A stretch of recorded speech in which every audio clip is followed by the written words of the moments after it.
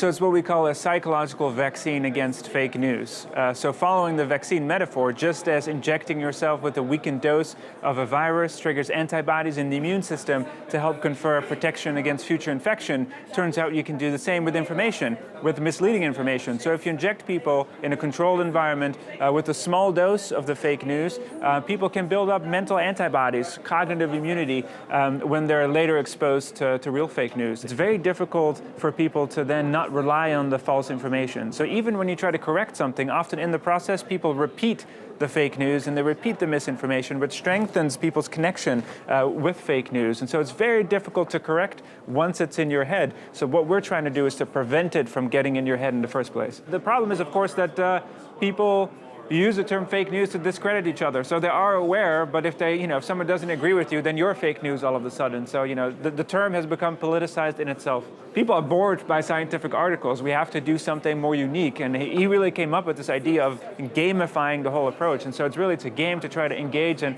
entertain people. So in the intervention, which is called Bad News, we expose people to the most common methods that underlie the production of fake news. So rather than telling people what's true or false or exposing them to a specific myth, we figured you can scale the vaccine, you can generalize it by focusing on the techniques instead. Because if people know the techniques, it doesn't matter what the specific content is, people can always identify it.